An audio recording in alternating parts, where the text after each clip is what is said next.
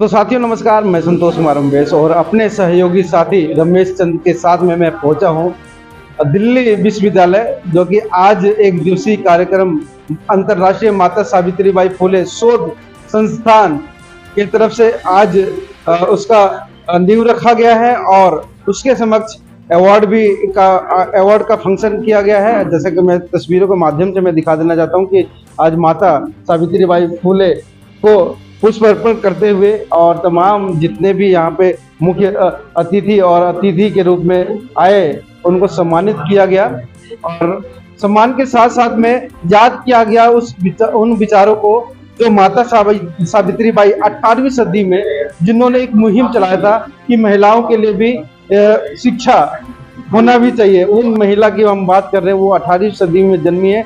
उन स्थिति परिस्थिति को परिवर्तन करते हुए आज 21वीं सदी में उनको हम याद कर रहे हैं और बीच में कितना परिवर्तन हुआ है। हम सीधे चलते हैं, जो आयोजक के रूप में हैं, जो चेयरमैन हैं इस संस्था के, अंतर्राष्ट्रीय सावित्रीबाई फुले अवार्ड का जो फंक्शन किया गया है, हंसराज जी के तत्वाधान में चेयरमैन भी हैं और हम सीधे बात करते हैं कि पहले तो सबसे पहले मैं आपके चैनल के माध्यम से लोगों को माता सावित्रीबाई फुले की जयंती के शुभ अवसर पर, हालांकि माता सावित्रीबाई फुले की जयंती 3 जनवरी को मनाई जाती है, लेकिन किन्हीं कारणवश हम हर साल जो है 23 जनवरी को मनाते हैं। आज नेताजी सुभाष चंद्र बोस जी का भी जन्मदिन है, तो दोनों महापुरुषों के उस पर जो है मैं आपके इस चैनल के माध्यम से सभी दर्शकों को जो है इसके लिए बधाई देना चाहता हूँ, बहुत बहुत धन्यवाद देना चाहता हूँ।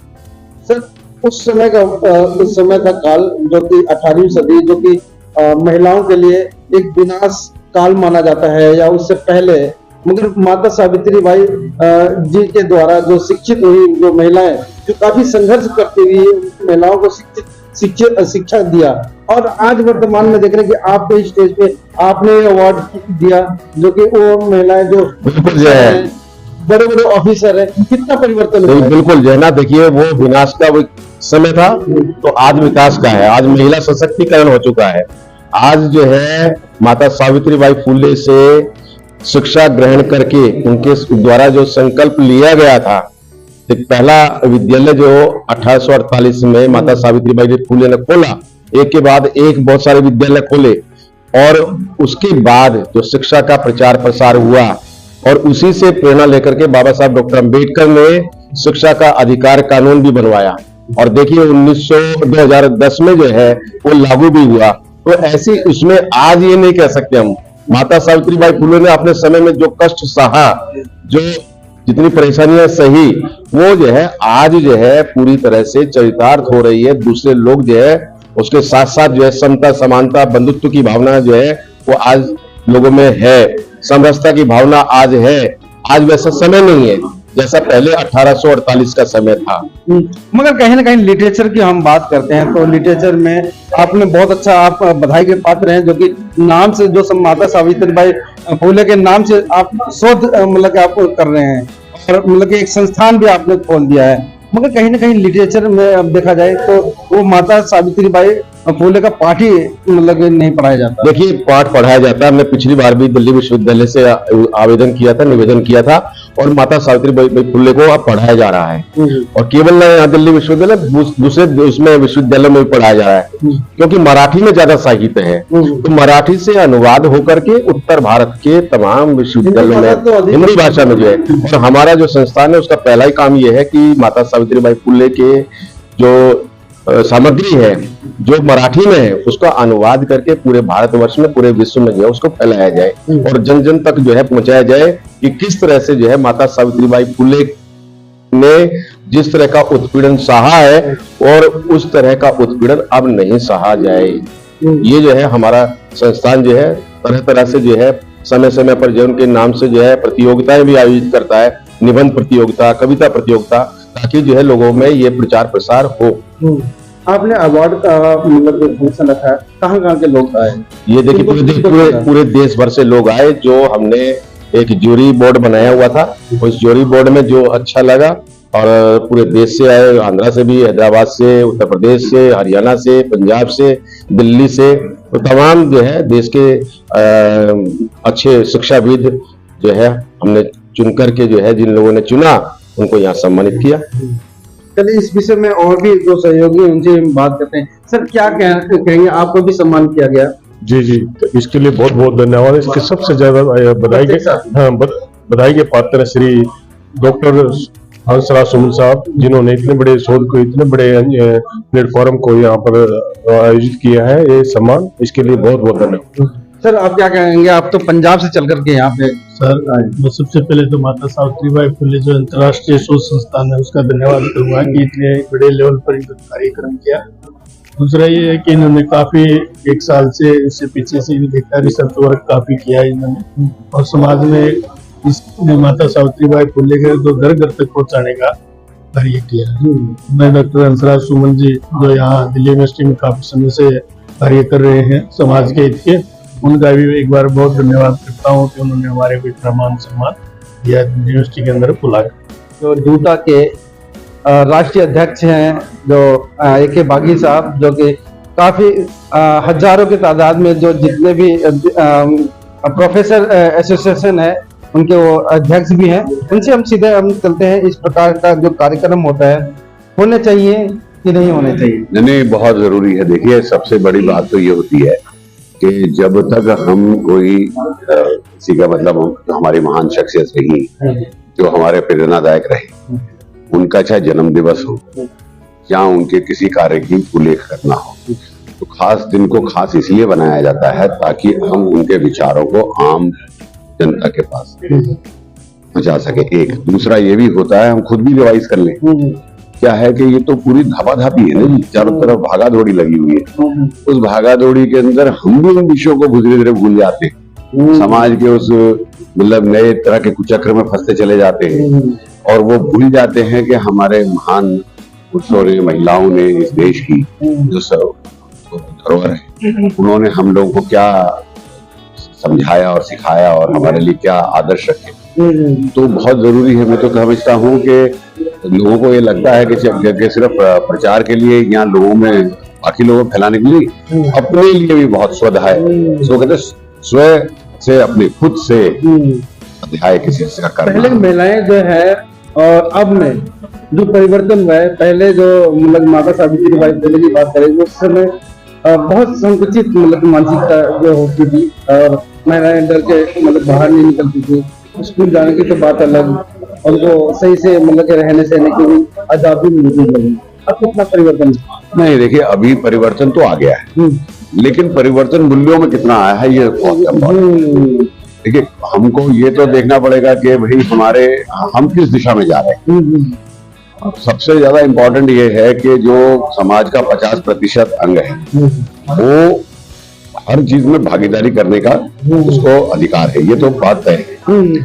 उसके बाद में ये पूरे समाज के लिए किस तरह का हमने आगे आधार रखना और किस तरह के मूल्य रखने जिससे कि पूरा समाज जो है एक होकर के आगे बढ़े, उसके अंदर महिलाओं का योगदान और बढ़ने की आवश्यकता है और बल्कि महिलाएं ही उसको लीड कर सकती है। चाहे परिवार हो, परिवार से समाज हो और समाज से राष्ट्र हो, उसमें महिलाओं का 5 मतलब जो खंडन मतलब जो 5 सिद्धांत आपने तैयार किए हैं, क्या लगता है? मैंने नहीं सिद्धांत को तैयार किए, ये हमारे राष्ट्रीय स्वयंसेवक संघ के द्वारा मतलब की 5 परिवर्तन की बात हो रही है। उन 5 परिवर्तन को समाज को सही दिशा में और राष्ट्र को राष्ट्र बनाने के अंदर अपने को सभी लोगों में समरसता पैदा करना है। अपने कुटुंब प्रबोधन के माध्यम से हमको लोगों को, अपने परिवारों को ना एकजुट करना, उनमें समन्वय बिठाना, परिवार हमारे टूट ना जाए। हमारी जो परिवारों की पुरानी परंपरा इस देश की धरोहर है वो टूट ना जाए। फिर पर्यावरण को बचाना, फिर स्वयं के भाव से स्वदेशी को पालन करना, और सबसे बड़ा जो हमने मतलब प्रण लिया है कि इस परिवर्तन में सब समाज के अंदर जागरूकता पैदा करेंगे कि जो नागरिक कर्तव्य है उससे, सिविल ड्यूटी से, उससे पीछे ना हटेंगे, उस पर ध्यान देने की आवश्यकता है। चलिए बहुत बढ़िया, बहुत अच्छा विचार AK बागी सर थे जो कि डूटा के प्रेसिडेंट हैं और काफी अच्छा विचार रहा, क्योंकि आज जो माता सावित्रीबाई फुले का जो शोध संस्थान का आज कहीं ना कहीं आगाज हुआ है और काफी महत्वपूर्ण जो लोगों को अवार्ड भी मिला है। मैं संतोष कुमार अम्बेश अपने सहयोगी रमेश चंद्र के साथ। मित्रों, ये संस्थान वैसे तो लगभग 20 साल पुराना है, लेकिन ये काम करना जो है पूरी तरह से पिछले 3 साल से लोगों ने कहा कि संस्थाएं बना लेते हैं लेकिन उसको अमली जामा नहीं पहनाते हैं।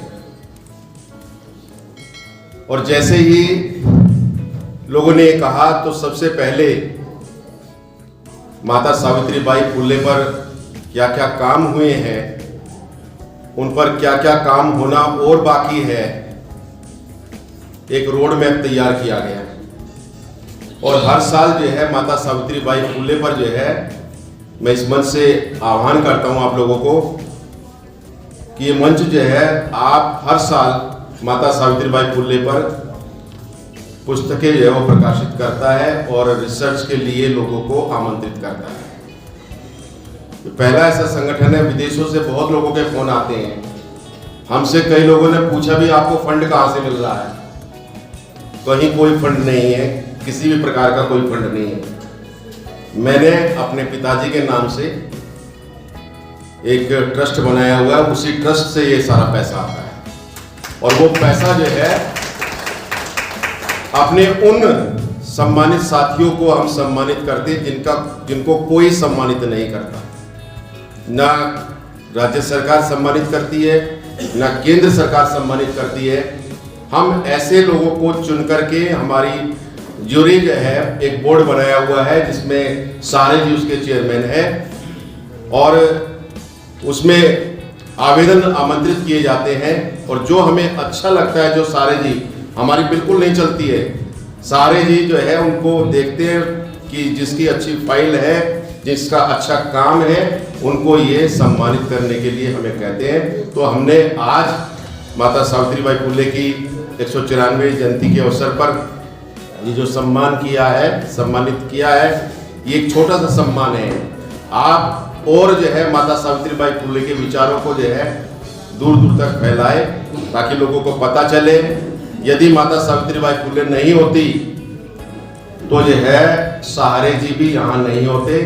देखिए वहाँ जहाँ से सहारे जी चल करके आए नागपुर से और दिल्ली विश्वविद्यालय में, यहाँ सावित्रीबाई फुले कौन मिली? यहाँ इनको गीता सहारे जी मिली। और गीता सहारे जी ने कल पूरी रात भर इनको कहा कि आज मैं नहीं बोलूंगी, तुम्हें बोलना है, क्योंकि ये यहाँ महिलाओं का संगठन ये है, ये वीमेन एसोसिएशन है। यहाँ पुरुष नहीं बोलते, आज पुरुष बोलेंगे, इसलिए हमने महिलाओं को किसी को नहीं बुलवाया। हालांकि गीता जी कह रही थी कि मैं बोलूंगी, मैंने कहा नहीं, आज पुरुष बोलेंगे महिलाओं के उसमें। तो ये पहला अवसर इन्होंने दिया है, किसी को यहाँ ये हॉल नहीं मिलता है, माता सावित्रीबाई फुले के नाम से उन्होंने दिया ये।